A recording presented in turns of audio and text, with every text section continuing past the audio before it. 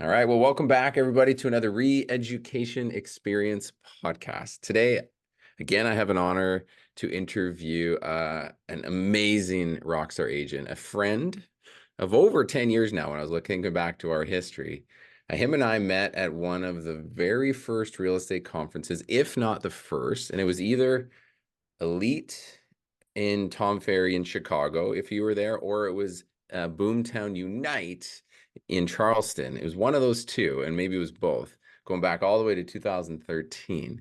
Um, this man has been someone I've looked up to, not just in like your business expertise in real estate, but also, dude, you've always been that risk taker, right? Willingness to just get out there, go all in, go big, get results.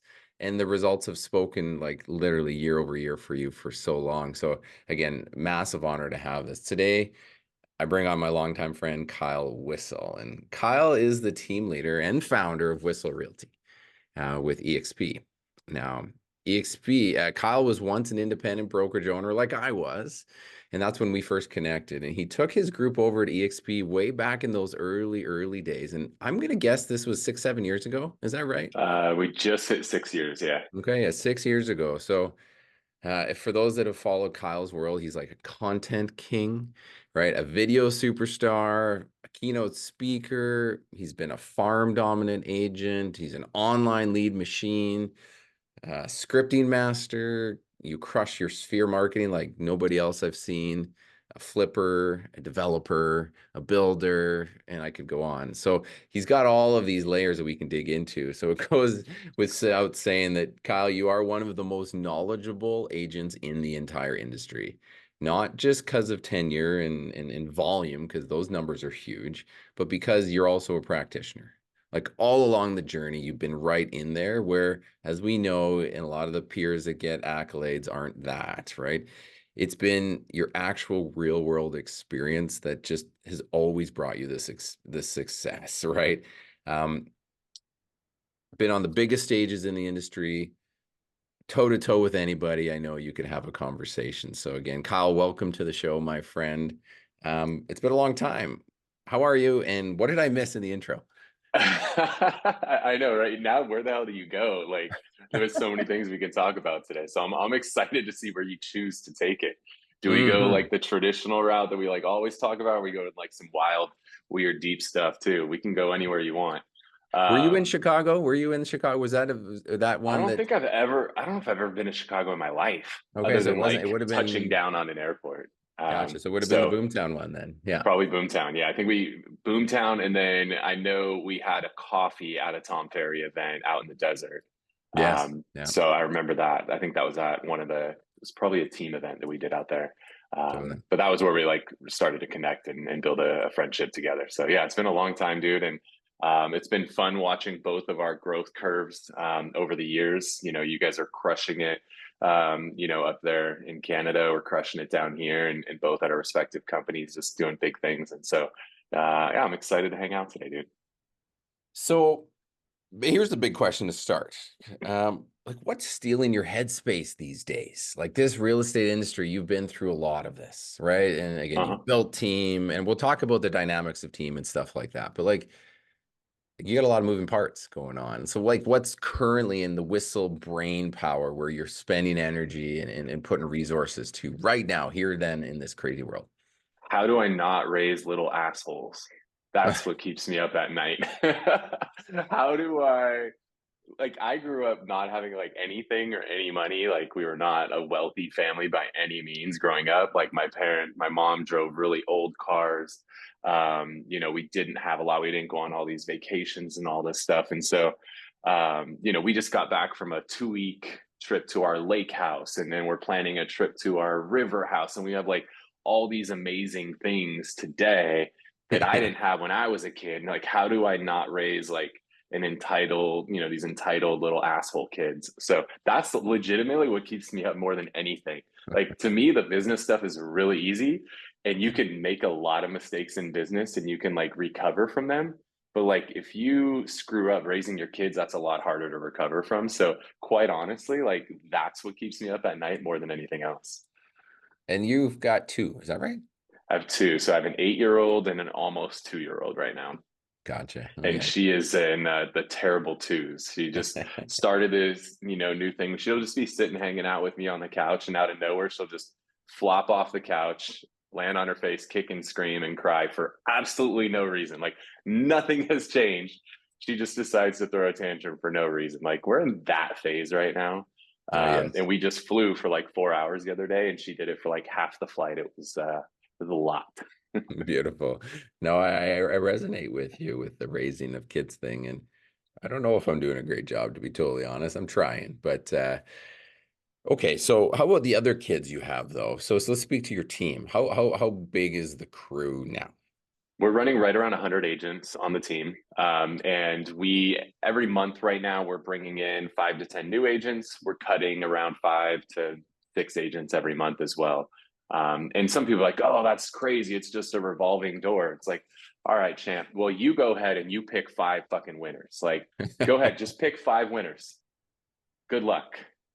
Not 4 of easy, those right? 5 are going to be gone within 12 months. Like, you just can't pick the winners and losers, right? You and I have done this for decades now. Like, I have so many people who walk through my door and I'm like, this is the person. Like, this girl is going to be freaking amazing. She's a rock star, amazing path. She's a hustler. She says she'll do anything and then won't pick up the phone to save her life when she starts.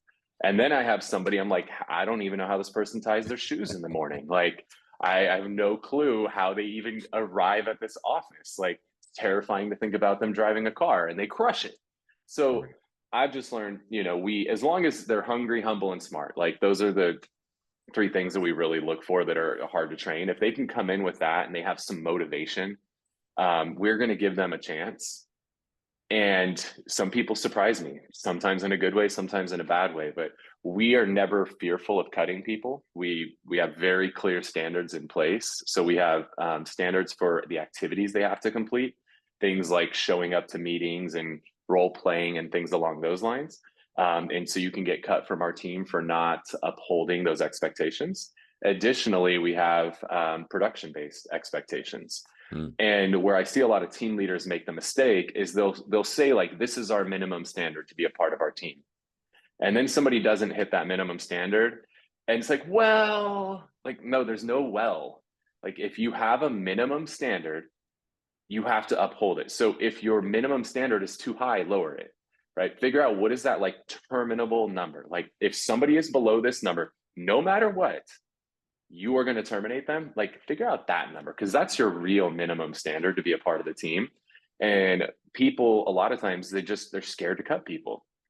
Yeah. And I've met so many people over the years that brag like, I haven't lost an agent in 5 years. Like, because you're a bitch. Like, that's what it is. You're a bitch. You're scared to fire people because you don't have anybody new coming in. So you're scared to let somebody go. So you'll hold on to somebody who's actually toxic for your culture way longer than you should because you're scared that you don't have someone to replace them. So having a consistent, recruiting funnel where we have, any given month, 10 or 20 people that want to join the team every month, we, pick about a third of them. Because we have people lining up to join this company every month, we have zero problem terminating somebody. If they don't hit the production numbers or the activity numbers, we'll cut them and happily cut them. And the beauty is we're so clear about those numbers when we hire them that more often than not, they walk out the door before we even have to cut them because they know this is the number. If I don't hit this number, I'm going to get fired. So I might as well just walk out the door. You can't fire me. I quit. Like we get that Yeah. all the time. And I'm perfectly okay with that. So I What's think the that's one of the is there a biggest grace problems with period team there? leaders. Is there Yeah. like a So grace moment? Yeah. there's no grace period when it comes to the activities, right? Activities. And the way we run it, we break our team into quartiles. So we break them depending on their production. They're in one of 4 quartiles. And as they do more production, the expectations on their activities decrease.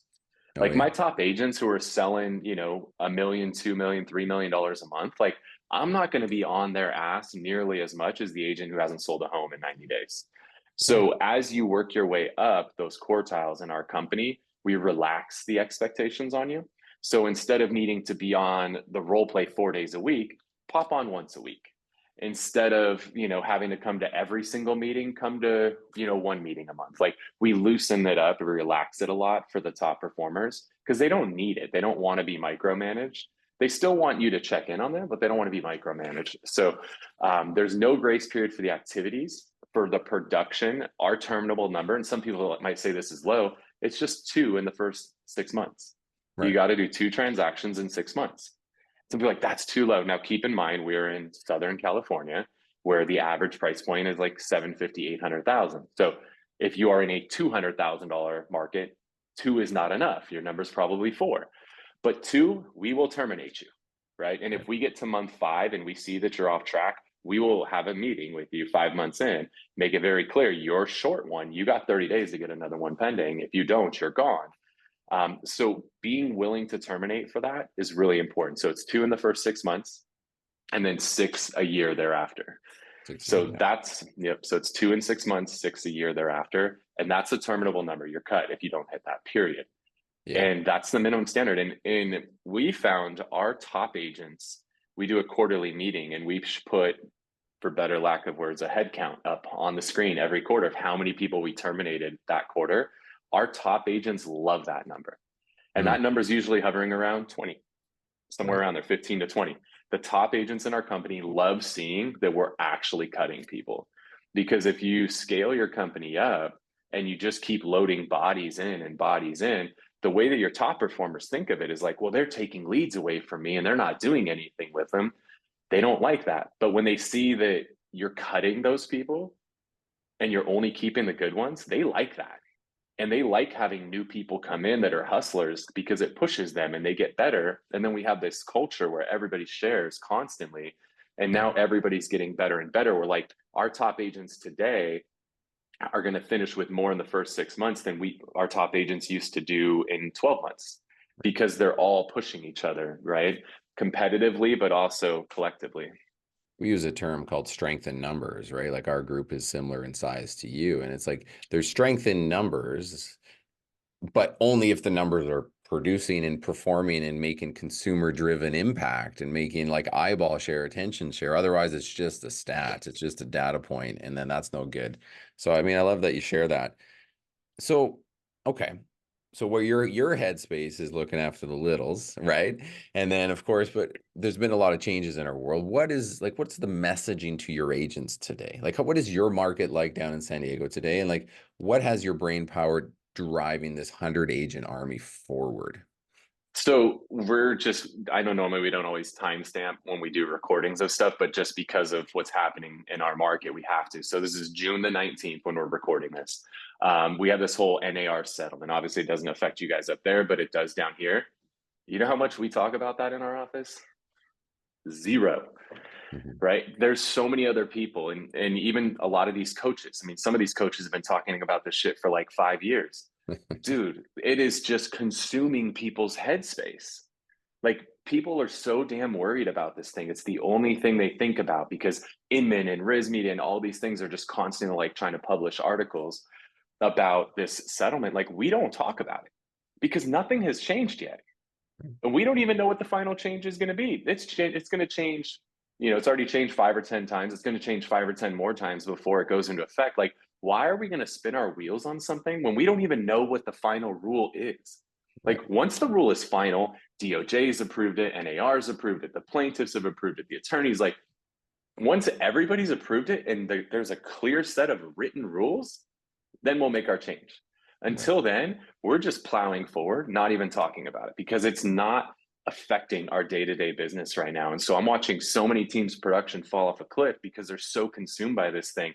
All their role plays are changing. Like, the number of properties on our MLS that have zero commission is less than 1%. Like, it's a fraction of 1%. So like, why are we going to shift 99% of our attention to something that's less than 1% of the reality? And I think a lot of people are making a big mistake. And that's the problem, is the coaches and the media are trying to take advantage of this. You go on everybody's YouTube channel, every video is about this shit. Like, we don't talk about it because you don't need to talk about it because nothing has changed. When it changes, if it changes, we will adapt accordingly. And it's not like I need months to make a change. I need minutes to make a change. So I think the fact that we're not talking about it is what's allowed us to start. Right now, we're carrying 100 pendings which we've never done in company history before. If we were so consumed by this crap, I guarantee you our number would be way freaking lower. You'd So be I think it's really practicing helping stuff. us. You'd be practicing things, scripting things, workflow changing for something that nobody's asking for, is basically what you're saying. Exactly. Yeah. And it's not like this is a conversation that's happening on every appointment, not like every buyer and every seller's asking about it. Like nobody's talking about it. When the first settlement thing came out, like there was one day that it was in the news cycle and it hasn't been in the public news cycle since. Yeah. The only reason it's in our headspace is the media and the coaches and the bloggers, the YouTubers, all that taking advantage of it, right? And I used to host a radio show for like 5 years and I learned it, dude. Like you have to talk about negative stuff. If you talk about positive stuff, nobody tunes in, nobody listens, clicks, watches, whatever. Like the media intentionally talks about all this negative stuff because that's what gets people's attention. Yeah. And so many people are just being consumed by this and they're diverting so much attention to this stuff. And I think it's doing a lot of damage. What is like the macro trends happening? You're a big data guy like me. You've always been for things that, like, I know you study this from the interest rate changes to the inflation stuff, and you're always throwing this out in front and educating your agents as I do about this. Like, where are we in the world from your eyes? Not again, just the macro media click and bait stuff. You know, anything you can share about that? Yeah, so I wasted 3.5 years of my life getting a degree in economics. So I feel like I'm relatively qualified between having a degree in this and having been in this space for 20 years now. I Sure. feel pretty qualified to really speak on it. The thing right now is that inflation is there's the numbers that are reported, and then there's like the reality of what's happening. So the inflation numbers are still coming in higher than they should be because of the way inflation is calculated here in the States, which one of the largest components to inflation is shelter costs. And anybody who's owns apartment buildings or rentals anywhere in the States right now, your rents have flattened out, if not decreased, in the last 12 months. Yet the shelter component of inflation is still showing a positive um, trajectory, a positive Mm. increase year over year. So there's a big lag in that shelter component before it's going to catch up to what's actually happening. And being that shelter is one of the largest components of the inflation numbers, and being that inflation is one of the largest driving factors of interest rates, we all know that the inflation numbers, once shelter catches up, that number is going to come down. And as that number comes down, the rates are going to come down with it. So I'm actually surprised that this year has been such a positive in our market. We're seeing values are up like 10% just Mm. in the first 6 months of this year, which I didn't think that was going to happen unless the rates came down, which I was hoping rates would have come down a little bit more than they have so far this year, but obviously inflation has stayed higher than we thought it would. So the fact that we've seen this kind of increase, even with rates in the sevens all year long, it's really surprising to me. And I know that when the rates come down, that's just going to, continue to shoot that in an upward trajectory. And some people will say like, well, when the rates come down, a lot of those sellers are going to, they're going to start to sell. You're not wrong, but let's be real. Why are those sellers waiting to sell? Are they waiting to sell because they're waiting for rates to come down? Yes. Okay. Well, if they're waiting for rates to come down, doesn't that mean they're going to buy? They wouldn't care if the rates went up or down if they were going to rent. The only reason they care about rates coming down is because they want to sell and go buy something new. Yeah. So at the end of the day, all the sellers who are waiting, they're going to just wipe each other out because they're going to be a sale and a purchase. So it's going to be one into the inventory and one out of the inventory. But what's going to happen, there's a lot of buyers who are waiting for the rates to come down to buy that are currently renting. Right. Well, that's one out, not one in. So as the rates do come down, when they do come down, you have buyers who've been waiting to get in the game and you have sellers. So I think you start to see the velocity of transactions increase, which is a great thing to be a realtor when that happens. Do you, again, when is your guys' election again? November. Okay, so this year. Yes. We're Okay. what, 5 months out? Yeah. Yeah, yeah. So between now and then, with all this, like, what tends to happen on a cycle like this? Slows down. Just the overall number of transactions, buyers, sellers, everything slows. Everybody takes a wait and see approach. Gotcha. Just to see. I mean, you guys have had some interesting people elected up there too. Oh So, God. Oh yeah. um, You guys had that one guy who kind of looked like Chris Farley. What was his name? He was crazy as Chris Farley too. Do you remember that guy?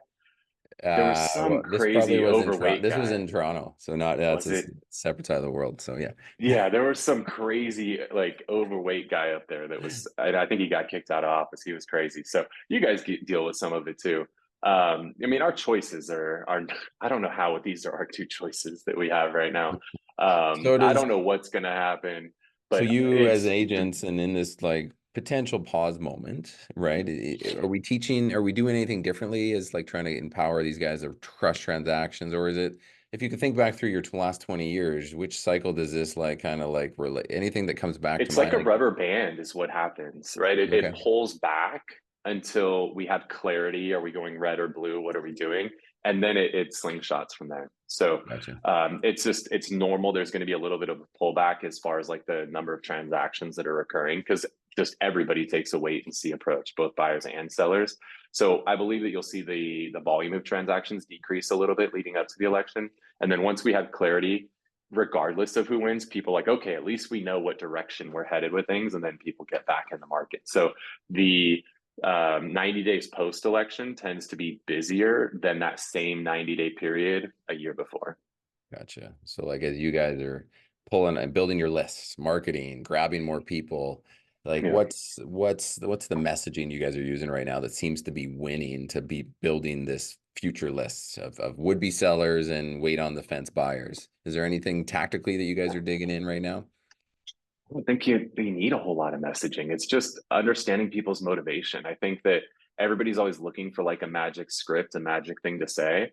The magic thing to say is really the questions you should ask to find somebody's motivation. Hmm, So anytime an agent of mine comes to me with a problem on a transaction, I will not ask them anything until I ask them what's the motivation. I want to know what their client's motivation is, and they're in an active transaction. I want to know what the client's motivation is on the other end of things, because motivation matters more than anything, more than the election, more than the lawsuit, more than commission, anything. Like we got to understand people's motivation because everybody is running away from one thing and running toward another. And the better job we can do of understanding those two components, the better job we can do of helping that person. So I think we have to worry less about all these external things, which is again what the media does to us. We're constantly fed all this external stuff. Like I was at my lake house in Nashville for 2 weeks and I didn't watch the news while I was out there. I was in such a more peaceful state. I had no idea what was going on. It was great. But once you start tuning into all that external stuff, that's where your headspace gets screwed up. So we try to not focus so much on all those external things, focus on the internal and the motivation being the number one thing that we're focused on. So that's what we obsess over on our team is really understanding every single one of our clients' motivation. And if at all possible, the motivation of the client on the other end of the transaction as well. love it. I kind of like speak this concept when like when we're trying to convert, like when we've taken a contact record and we're trying to march them through the journey towards a one-day buyer seller, and we're going to try to build that to a client relationship. It's conversion, right? And you and I know conversion is where the money truly comes out of. But I was thinking about this. I'm like, conversion just means, am I learning more about the person? Am I furthering this relationship or not? And a lot of people that are in conversion mode, they don't learn anything more. They Yeah. know a name and number, and I found you at an open house, but I don't learn anything more. And like your concept of get this motivation out of them is just that. It's just I got to you if you're not building some little more of motivation relationship, it's because you haven't learned anything new. And when you learn something new, it gets really easy to find out what are the next steps. Is that kind of where your head's at too? Yeah. And if you make it where all you know about somebody is they want a 3 bedroom, 2 bath house in downtown San Diego, if you can't find them that 3 bedroom, 2 bath house in downtown San Diego, they're not going to work with you. Yeah, yeah. But if you can connect with them and understand their motivation, whether you find them that home or something completely different, they will work with you. But if you make it just about the house and you can't find that house, they're not going to work with you. But if we're connected, whether they buy that house now or they buy that house 6 years from now, they will if you have that connection because you found that motivation. And once somebody feels that you get them, you understand them, which you do by understanding their motivation, they feel felt found, right? Like they feel like this person gets me. They felt good about this whole thing. So that's a crucial thing that I think people don't talk about enough, don't focus on enough, is understanding the client's motivation. That's the most important thing. And because my agents get asked that question every time they come to me with like a deal doctoring situation, they realize like, okay, I better find that before I even come to Kyle, right? Like they know better. So we have to reinforce that on a regular basis so that they obsess over it. And then we talk to them about, like, in our CRM, we use Follow Up Boss. There's a section called background.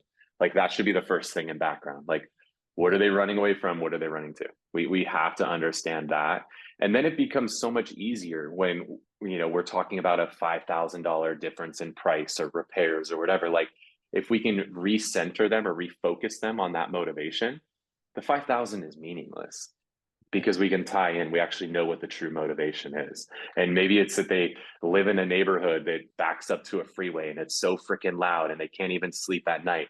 And we can then focus them on the fact that, like, do we really want to lose sleep over $5,000? Haven't we lost enough sleep backing up to a fucking freeway? Like, let's get this nice peaceful place that, has a canyon behind you. It's going to be quiet. Like, let's get this thing done. Fair enough. Fuck the $5,000. Like that doesn't matter. So if we can tie into that motivation, we can work through so many of those little issues that come up. Are you running a lot of your lead gen through kind of like Zillow? Is it Zillow Flex you guys are still running? We do a lot with Zillow. Yeah, Zillow is a great partner for us. The thing that we have to consider that's different than a lot of other parts of the country is California has reverse migration. We have more people leaving California than coming to California. So if you look, U-Haul, which is like the largest moving company in the States, Yeah. California is the lowest on the list, right? If we're not number 50 on the list, we're number like 49, which is like Like, what states people are moving to. So right. we're at the bottom of that list. So what I teach my agents is we need these flex deals. These are buyers. And so I know obviously there's the sayings like list to last and lead with listings and all these things. We need buyers a lot more in our market than somebody does that's in Austin, Texas, because we have so many clients leaving, going to Austin. So if you're focused on listings, I found out, depends on what part of San Diego, because some parts of San Diego are red and some are blue, but we're predominantly blue here. But the people who are leaving that are in these red neighborhoods, they're leaving the state. So you get their listing, but then it was like, for me, I worked in a predominantly red community. A third of the people were leaving the state. So I Yeah. was only getting the listing and then they were gone. So they're not going to be a repeat client because they're gone unless they want to come back, which some are because they realize Austin is terrible in the summertime. But also I'm probably less likely to get referrals from them because their whole sphere is now in Austin. It's not in San Diego anymore. So that sucks. So what we've focused our agents on now, the negative with a lot of these programs is they have these big referral fees, 30, 35, 40%. That sucks. But every deal you do that's a buyer, they just moved into San Diego. They now own a home in San Diego. They will sell that home in San Diego and their sphere is in San Diego. So they can refer more clients in San Diego to you. Yeah. So we want those flex deals, even though we have to give up a big piece to get them. We love them because that is our future client database there. And so what I teach my agents, and this is whether you're a team leader or a team member, the first transaction you do with somebody will always be the least profitable transaction you do with them. Right. I'm going to say that again because I think this is one a lot of people need to hear. The first transaction you do with somebody will always be the least profitable transaction you do with them. Every subsequent transaction will be as close to pure profit as possible. Fair. So that first one, right, with a Zillow Flex deal, you're giving up 35, 40% referral fee. Like that's expensive. And then you got to give up, your split with your team on that. Like, so you're making, by the time all said and done, like a third, right, of the total commission. Like it's a low number. But when that person comes back or they refer somebody to you, now you're getting that, if somebody's a team member, they're getting that on their higher split. They had virtually no customer acquisition costs. So now it becomes pure profit on those subsequent transactions. And so a lot of agents have a problem thinking long term. Of They just think course. short term. They think about this one transaction. I had to pay a referral fee and a team split. This sucks. But if they think long term, which is how you should if you want to be in this business for a long time, we need those buyers because those buyers are our future sellers and they're our referral partners moving forward. So are you teaching your agents to run and manage the long-term value funnel in Follow Up Boss? Is that where they play every day? Yeah, Follow Boss is the hub of our business. And then we've learned, as much as I want to entrust my team to do everything, we take a lot of it off of their plate. So for example, we have our biggest client event of the year. We call them our friends and family event. So this one, we rent out a park, we have taco trucks, we have bounce houses and cornhole tournaments and DJs, and we'll probably have like 1,000+ people at this event this weekend. As much as I would love to entrust that my agents are going to do everything, I just, I give them the tools to do it all. Um, but if I give them the tools and nothing else, I bet we have 200 people show up. So we have found that we take care of a lot of that for the agents. We send out emails to the entire database. We'll send out physical mail. We do a lot of that for the agents. The only thing we don't do for them is make the phone calls. Like that's their job, is to get on the phone and make those calls. But outside of that, we handle mailing to their list, emailing to their list, and creating social graphics for them to post. Like we do a lot of the work for them. My Yeah. goal is for my agents just to make phone calls. I mean, that's their job. That's how they make their money. We try to take as much of the other work off their plate as possible. But doing these client events, we do 4 of them a year. And so I do these events more than anything for them just to get in conversation with their clients. Like I honestly don't care if people come. Hell, if nobody came on Sunday, that would be even better. It'd be cheaper. Um, but I teach them, like, we're not doing this event so that you can see people on Sunday. I'm doing this event so you can get into a conversation with these people. If that conversation happens over the phone, who cares if they come on Sunday? We Yeah. got what we wanted. We wanted to get into a conversation with somebody, and you got to open that conversation with something non-real estate related, which is the event that's happening on Sunday. So if you get in a phone conversation with them, great. If they don't pick up the phone, but they RSVP and they show up to the event Sunday, that's great too. Whatever we got to do to get into conversation. And so by having these 4 events a year, that's where these 4 times a year we can really focus the agents on calling through their entire database with something to offer to the clients that costs the agent nothing and is not real estate specific, the offer that they're making. No, I know. I mean, it is silly how little team agents generally like understand the value of that, right? And again, you and I have done this for a long time. My model doesn't, I'm not running these at this point, but we're probably going to bring them back again. And I do remember the letdown that I had, and agents, in that we took control the same way you did to run it. And then they're managing their own sphere plan in between, right? They're touching them with their own emails and other stuff, but like the mega pieces, you'd go and you scratch that itch for them. I love that, Yeah. right? And one of the little changes we made is we used to say, hey, if you want us to email your database, Mm, send us the list. And guess what? Nobody sent us the list. of So then course. we just said, hey, we're going to send this email to your list. If you don't want us to, send us who you don't want us to email. And then nobody responded. So, and now nobody can get mad and be like, you emailed my list. Or like, we told you you were going to. We gave you the option to opt out. You didn't respond. You can't be Totally. mad at us. So we just flipped it. And nobody ever opts out. So we take care of the email stuff for them, and we rule out like their hots, like the people they're talking to on a regular basis. So we exclude like a few Right. specific people from their list, but everybody who's their B's, their C's, their nurtures, like we email all those people for them. Cool. So again, like you took this transition with the team as an independent brokerage over to EXP 6 years ago, like we did to Real, whatever, just under 3 years ago. Is there anything you miss about the old days? Fuck no. No, hell no, dude. My hairline used to be back here. It's like Yeah. coming back down. Like I'm regrowing hair that had like Yeah. disappeared. I was just talking to a buddy of mine who has been looking at coming to join us for 6 years, and he's finally like, "All right, I'm done. I can't do this anymore." Like he's also independent. It just doesn't make sense. It's too cheap to not do it. Like it makes no sense. Like why people want to deal with the headaches, the stress, the lawsuits, the threats, like all that, the compliance. I don't know why anybody wants to deal with that stuff. It's crazy to me. What do you think was your kind of like biggest pain when you meant to make that transition, right? It's cool to build your own thing like you and I did. It's cool to have your brand. You feel a lot of control over it. You start your own ship because it doesn't fit in somebody else's sandbox. But what do you think the final straw was to say, yeah, maybe I'm not doing truly the business that I wanted to build?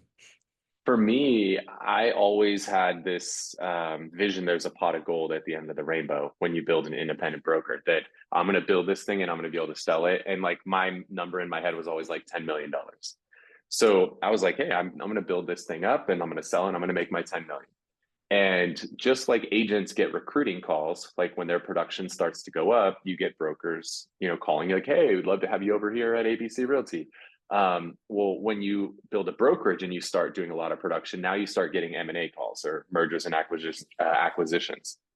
And I started getting those phone calls, and I was like, "Oh shit, here we go! It's happening! Like, Yeah, yeah. I'm gonna do this. I'm gonna sell this thing for like $10 million. It's about to go down." And I was like so pumped up, and like big brands, dude, like Realogy brands, and like I probably had 4 different big companies reach out that were interested in doing deals, and they sent their M&A people out here. We started doing like LOIs and all kinds of stuff, and I was like, "Oh my gosh, it's gonna happen! This is so cool."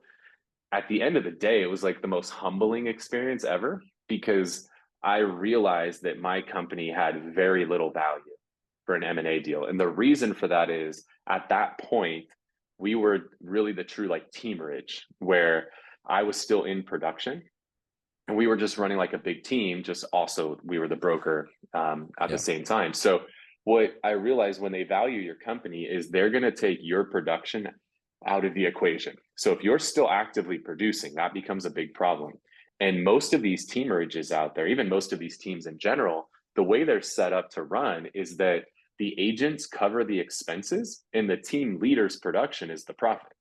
Right. Well, if that's how you're running your business and they take your production out of the equation, all you're doing is covering expenses at that point. There is no Right. profit. So once you extracted me from the equation, you extracted the profit from the equation. Therefore, it didn't matter what multiple you applied. We weren't worth anywhere near $10 million. So it was a really humbling experience for me to realize, like, why am I even doing this if I can't sell this thing? Like, this is stupid. I don't want to do this anymore. So that was what got me to actually start taking a look at brokerages at that point, because it just didn't make sense to deal with all these headaches if that pot of gold didn't actually exist there. So that was what got me open to looking at stuff. But also, what that experience gave me was that if this is the company, like if this is how they're going to value a company, shouldn't I build a company to maximize value? Realizing that if I'm producing, I'm the name, I'm the face, I'm hosting every meeting, I'm this, I.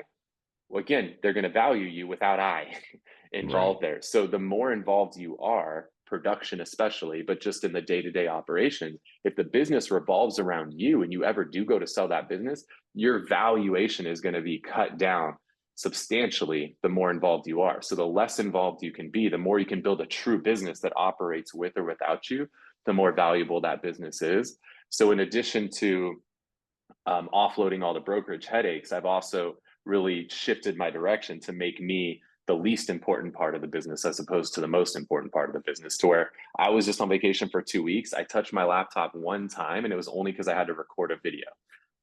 Outside of that, I didn't even open my freaking laptop on a 2 week long vacation. And like I've seen that transition, I'm like a few years kind of behind yours in a sense. And there's a moment when you're running an indie brokerage, which yours was incredibly successful, like mine was. We had good volume, good agents, good production. Like you would have thought we've made it, right? But like in the reality, like you just said, you strip away that and it's just nowhere near what you think it should, the business is like, it's not worth the juice. There's nothing left to squeeze. But you've reshaped things because of this model, these cloud models that allow us to take part in something so much bigger than us. You're what once was this team goal moved over to the cloud platform and allow us to grow and expand and be. And now you've reshaped something like 3, 4 times larger than you ever could do as an indie and built a big business on top of it. Like I see you're reinvesting into the business like you could never do before, right? And I'm actually right on that precipice where we're now reinvesting as well into our kind of like team model. I could have never done that with the same confidence, and I would have been breathing commission breath as a team leader through my realtors if I would have stayed indie. And again, you're 4 years ahead of me in this transition journey. is that what's happening? Is it's been able to liquidate you, free you up, and give you more stability in your cash flow because of things like rev share to now go back to the roots, which is like growing Whissel Realty in such a huge way. Is that kind of fair? That's a big part of it. The thing that I've come up with too, the difference between being a broker versus just a team inside of a brokerage. When I was in the brokerage business, I was in the loss mitigation business. Hmm. I spent majority of my time focused on how do I not lose money? How do I, not get sued? How do I get out of this lawsuit? How do I, avoid this problem? What insurance do I have to have? Like I was just so, if something happens, I'm protected. Like I spent so much time in loss mitigation. And now that I'm not the broker, I'm over on this side and all I'm focused on is income generation. So brokerage, loss mitigation, team, income generation, like two totally different businesses. And so now that I'm in this income generation business, so much more fun because I don't have all the stress of loss mitigation stuff. And then now the way these cloud brokerages are, like our group that we've built, our fast forward movement at EXP, like I think we have 14,000 people in it. It's crazy. We just had one of our masterminds earlier today where everybody in there is doing 50 million plus. Like the sharing that happens within that brokerage is next level. Like, we were part of different coaching organizations and stuff in the past, and those were okay. But when everybody's part of the same company and all of us own a piece of that That's company, right. we all want what's best for everybody that's a part of that company. So the level of sharing that happens is unlike anything else out there. And then you take it to another level with revenue share, where now everybody who's under me, like I directly benefit financially when they sell more homes. So I'm getting on a plane in a couple of weeks to go fly to Minnesota to go support our group up there because I want to support them because when they win, I win with them. I Yeah. would have never done that before. Like, no offense, bro, but I'm not flying up to Canada to help you just because, like, I'm willing to fly up to Minnesota because I will directly benefit financially when I help that group sell more homes. And so it creates this willingness to share and literally hop on planes for each other that just doesn't exist anywhere else. Totally. Like the choosing to be an independent owner is like choosing to just go on an island all by yourself because you've just created this huge wall against everybody else. And you're like, you got this like, you're like, it's me against the world now. It's David against Goliath. And it's like, unless you're in like a coaching organization where hopefully there's some like collaboration, you've just created this like insane asylum of just you and these walls. And But I'll now, tell you what, dude, when I left that coaching organization, you know how many of those people I still talk to? Like, none. Like right. those were like convenience type things, right? Like they were so superficial. Where this is, we are directly connected. Like we're connected at the hip. It's different. Alignment is such a powerful word, isn't it? Like, you know what I mean? Like when we took Redline over, I looked at them in the meeting that I rolled it out to. I said, guys, Redline is no longer my thing, right? We are now co-CEOs of this organization because we are now partners in this thing. We have now given up the real rights to like sell this thing one day. And like you said, it's sell for nothing anyways. We are now literally true collaborators and partners. And again, when you layer on your team crew with our companies, we are true like financial stockholders.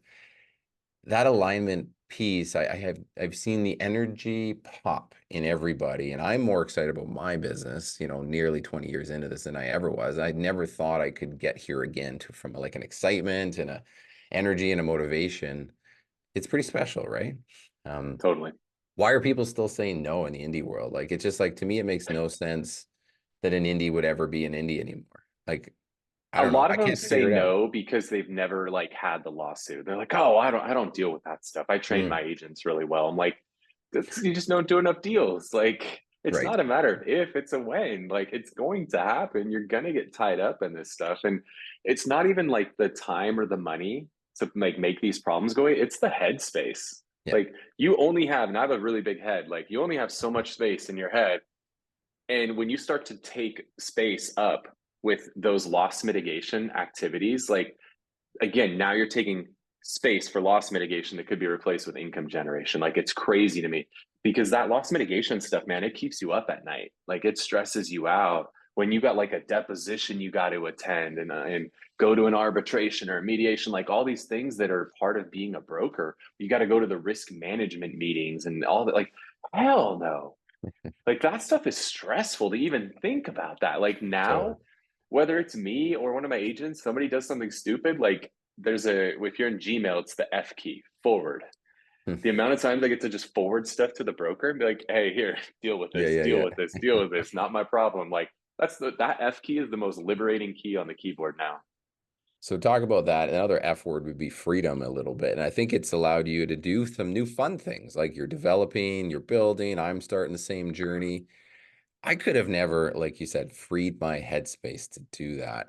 Um, Tell me a little bit about that, but I also want to know, like, is this also a theme that you help coach to your agent body, like trying to become get your agents to be a little bit more like open-minded to the real estate investment vehicle, not just trading real estate every day. Like, is that part of what Yeah. you share as well?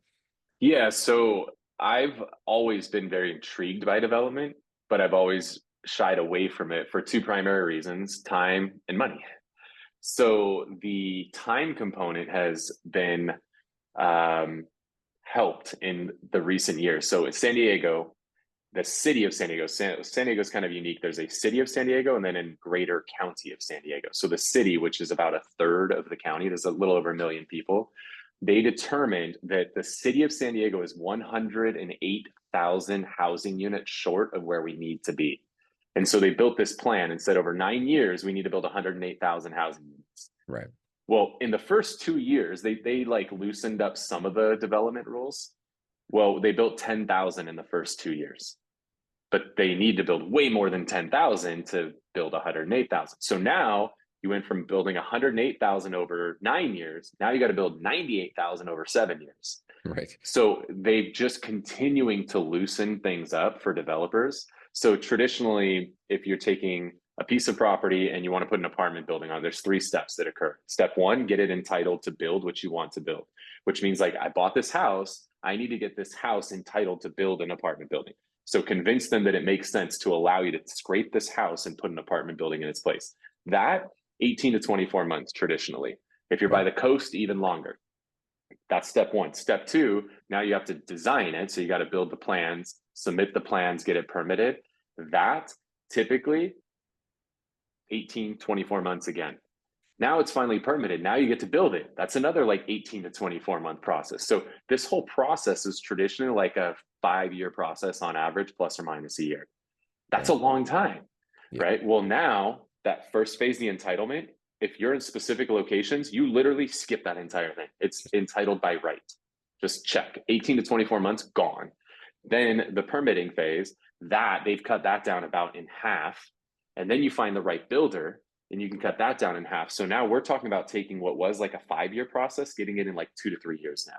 So we've condensed that time portion of it substantially to where that becomes more attractive.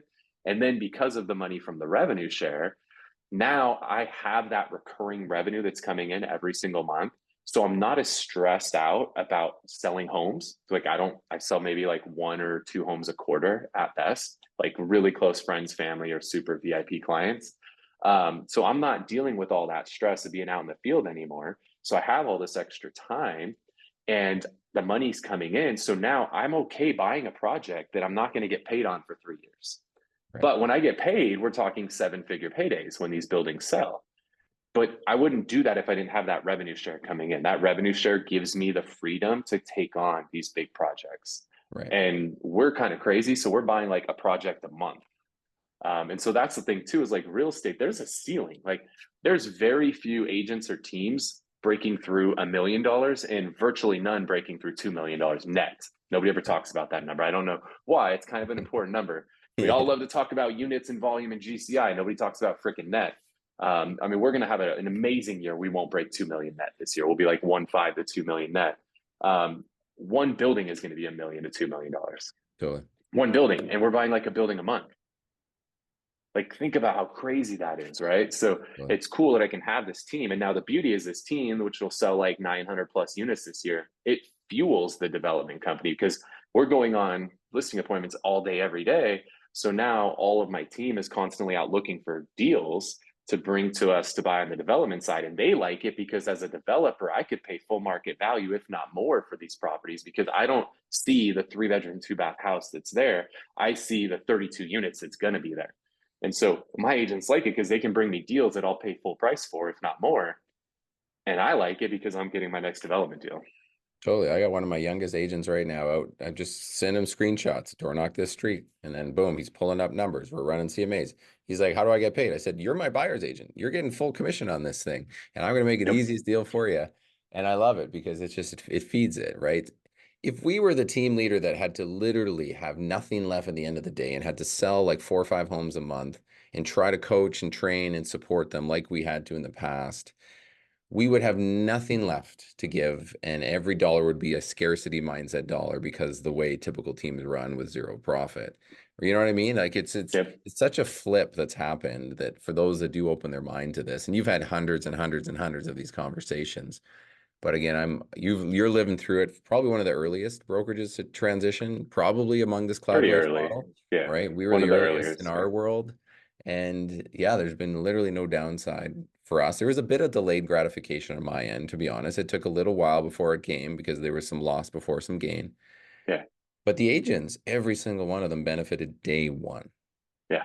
And I now see how much I track their net worth and I track their stuff like from like our share plans and all that. It is silly, man, how much stability is being gained and how much, real estate they're selling on top of it. It's that 1-2 punch is so powerful, right? Yeah. I mean, I got agents who, yeah, both stock and revenue share wise. Like I got agents who make enough revenue share to cover their car payment. I got agents who make enough to cover their house payment. One of my agents, I think his biggest revenue share check in a month was like $8,500 in a month, like on top of selling homes. Totally. I got another agent who cashed out of stock and paid off all of his student loans, right? I got another one who put down payment on a house from the stock. Like to have those opportunities, like I couldn't provide that to my agents before. So when we did make the move to join a brokerage, like I talked to Compass and all these other guys, like I got 7-figure offers to go places. But what I saw was like, this is cool for me, but this fucks my agents. Like there is nothing in this for my agents. So like, Yeah. why are they're going to leave me anyway? If I take this money, they're all going to end up leaving me because they're going to see that like Kyle got a payday and now we got a new fee and we're split. Like this sucks. So when I looked at EXP, I was like, everything I get, they get. They get all the same opportunities that I get. I didn't get any check to come over. Like I tried, I called the founder and it's like, hey, Dan and I are looking at coming over. What can you do? And it was funny because he was like, I believe you guys are who you say you are. And because of that, I know the model is going to take care of you guys to where I don't have to give you anything. Right. The Right. model will take care of you. And here we are years later, and obviously it's worked out pretty well. So I love that. I love that all my agents have gotten these same opportunities. It wasn't something that was just for me. Like if I went to Compass, the fact that they all got all these benefits is an amazing thing. And I think that's why the retention rate every time we bring a brokerage over is so high, right? It's 90+% on average that people retain, unless they're 100% brokerage.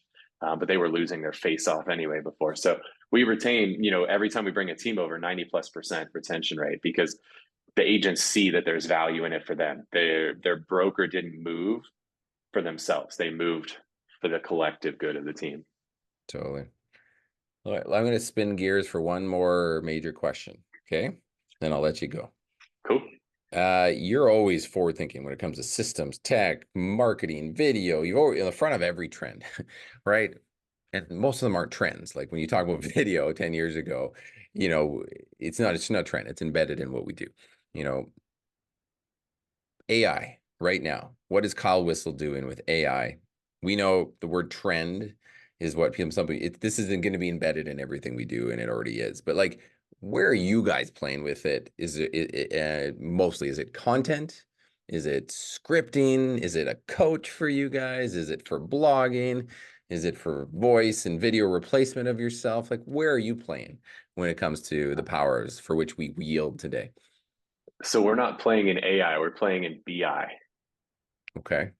All right. So everybody is very focused on AI, artificial intelligence. We're focused on BI, which is business intelligence. So Mm. we're one of our rocks this quarter, we run the EOS system. One of our rocks is rolling out Microsoft's product called Power BI that's what we're focused on, is incorporating business intelligence into our business. So this is stuff that can take all of this data, right? Like we have all this data, but most of us don't know what to do with this data, or how to connect the dots, or what does it mean, or to generate the right reports, or to make the right business decisions based off all this data. That's what BI will do. So in artificial intelligence, will just like scrape the internet and give you answers to questions. BI will effectively scrape the information within your business and then provide intelligence based on that. So we're really focused on leveraging BI in our business as opposed to AI. So we're building our own internal thing with Power BI. And then we use a product from Ylopo that's called Maverick. And Maverick is also a really strong business intelligence software. And it's going in like some of the little things, like it'll listen to every single call and it scores the calls. And so it can score the call telling you how good of a job your agent did on it. So instead of us having to listen to every single call that they're making, we can just keep an eye out for the really high scores and the low scores. And we can acknowledge those with high scores and we can coach those with low scores. It'll also can automatically like adjust lead flow and make intelligent business decisions based on data. So BI is where we're actually the most focused right now. You can only play that game because you are really tech enabled. You guys have operational standards. You guys use standard. Everybody's using softwares. You've got everything recorded. So the average team could just all this would just be a miss until they grew. Maverick would be your best bet. Like if you're Yeah, looking for a solution that's geared toward real estate that is going to be as close to plug and play as possible, right. Maverick is going to be that, right? You need to be on Ylopo for it to work, or Ylopo and Follow Boss. Like Right. that's your connection. But if you have Ylopo and Follow Boss, plugging Maverick in, and I think they're going to get it to work with other stuff too. Sure. But Ylopo owns Maverick, so obviously they're most focused on a deep integration with their own platform first. But Maverick, that's what I would look at. So if you guys want to learn more, like you can always DM me at Kyle Whissel. I can share some stuff with it. But Maverick is badass. Like that. That's probably like all the tech out there. The one that we're most excited about that would be relevant to most agents. The Power BI, that's a whole nother level. Like you got to have developers and custom build a Yeah, ton yeah, of yeah. stuff. But Maverick is like the closest, done for you type system that exists. Is there stuff in the AI world that like the daily practices that agents are in the Whissel team group that are using a little bit? Are you advising them to like, maybe tweak their content or change their scripting or like test Yeah. it a little bit? Like, So are you playing like in that world? so Follow Up Boss listens to all their calls. And the thing I love is it's taking notes from all the calls. So I think the place where it first kind of showed itself was in Zoom land, when people started using um, Otter and Yeah. Fireflies and Gong and all these things. So it would like take notes from your Zoom meetings. But like, why did we stop there? That was so weird. Like, why was that the first place we started using it? Well, we Mm, use it for everything now. We use it, it's on our phone call. So now an agent finishes a phone call, the summary of the whole call is already automatically there. Whether they took notes or not from the phone call, the whole summary is there and it's automatically creating tasks and stuff for them. That's so freaking powerful. And then we're using it on the appointments now as well. So when we sit down with a seller, we'll just put the phone on the table. Hey, do you mind if I just record? I just want to make sure I don't miss anything important today. And just put your phone on the counter and record it and take the full AI notes from that so you don't miss any of those little details. Now you have the summary of the entire meeting, you have the action items that come out of it. So stuff like that, I think, is where yeah, yeah, yeah. it's really valuable to make sure things don't slip through the cracks. And then you have AI to help you craft your messaging. So, hey, I need to send a text message about this or that, or now it's even starting to suggest the message to send. Hey, here was the action item. Here's what you should probably send then. So that kind of stuff is happening right now today. That's would just massively help you train this 100 agent body and like crowdsource the info and then use it back. And right. I love Yep. that. I mean, that's pretty awesome. So I mean, you're what's next for you right now? What's next as we wrap this up? What's next on the horizon for you? Is it more of the same? Um, just give me an insight and then I'll share kind of like how we can get people can reach out and connect with you. Yeah, it's all building buildings right now. Like that's where most of my attention is. So the goal is to build 500 units over the next 5 years, which we're already 1 year into that 5 year plan. So now I have 4 years left to build 500 units. And then I want to build 5,000 units over the next 10 years. So I'm really into providing housing and with an affordable component to it in San Diego because it's so damn expensive here. Sure. So I'm really, really focused on providing the housing that we need in San Diego, with also trying to provide as much of that to those that need affordable housing as possible. So that's really where I'm most focused right now. And I struggle, dude. I get so many cool businesses pitched to me like every single day. I struggle with that a lot, like what to say yes and no to. There's so many good ideas out there, but just learning how to say no better. That's something that, like, another thing that keeps me up at night, like, is that Right. because there's so many opportunities that get pitched to me. But I need to stay really focused, and that development, the amount of impact I can make and the amount of money while making an impact is pretty hard to beat. It's wild. Yeah, I know I'm in that same kind of vein right now. Is there anybody kind of influencing you right now where you're looking to from like a strategy standpoint? Anybody out there that you're reading or like really love their content where it's like they're thinking in a different playing field? Yeah, I think Darren Hardy. So once I left Tom Ferry, Darren Hardy's been who I focus most of my learning on. I love his stuff. He's so structured, he's so systematic, so intentional with everything that he does. So I really appreciate that, because I don't do well with like all these ideas all over the place. Like, I need focus. Yeah. And so, a lot of these coaches, they just throw spaghetti against the wall. They just throw all this stuff out. You go to their events, you walk away with like 62 pages of notes and zero direction of where to go. Darren Right. Hardy is so specific, right? It's everything is planned out. Every word he says is planned out. There's a workbook that goes with it. When he's talking, you're following through in the workbook. It's not like, go to page 22, go to page 146, go to page 23. Like, I can't do that shit. Because if that's how I'm being coached, that's how I'm going to run my business. And that's not a healthy way to run my business, bouncing all over the place. So I love Darren Hardy. He's just so methodical in the way that he teaches everything. And Mhm. then just for headspace, Ed Milet. Like, if you're Right. not listening to his podcast is second to none. He's one of the best podcasters. And he's so insightful and so intelligent that I get a ton out of Ed Milet stuff. Yeah, I mean those two. Actually, I'm glad you brought up Darren Hardy because it's been a while. But in the years that I had him at the forefront, you just yeah, he felt incredibly dialed in. Um, His business masterclass is the best event I've ever been to. oh wow, I've been to so many events. It's like 3 days. It is like getting a PhD in business in 3 days. Like, if anybody's looking for an event to do, Darren Hardy's business masterclass is the best event I've ever attended. so cool. I've even found when I put on agent events now, I have stopped going away from just like you've been on the screen for some of our Thrive Not Survives, right? From San Diego. And it's just like it was just they're always a smattering of 7, 8 different people. And it's like I have like totally wanted to curate the event into a structured way now because it's like I know what it's like to walk away, like you just said, with 17 pages and no clear direction, and you're worse off than you came, right? So oh man, I'm excited to keep watching your journey.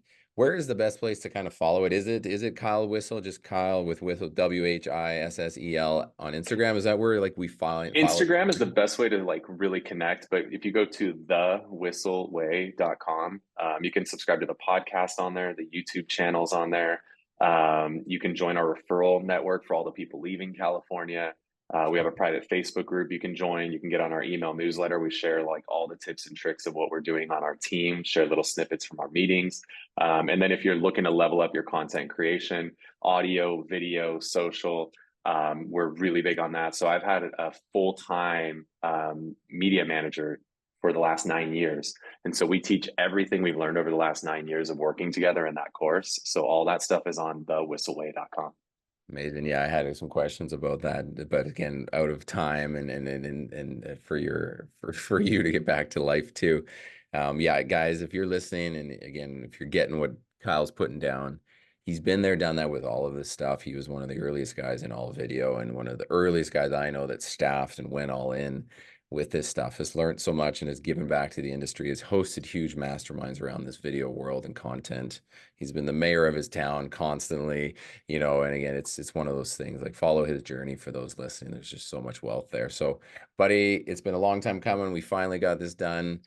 We could have taken this 100 different ways, and I appreciate your time, my friend. I appreciate you, and I can't wait to keep watching you build out this incredible journey of yours. So Likewise, my friend. all right. Well, it's been another Re-Education Experience podcast. Thanks for listening, everybody. Share this forward, follow my man, Kyle, and we'll catch you again next time. Make sure you're building a business that stands the test of time. not one that's just reacting to what's coming at us. All right, guys, have a great day.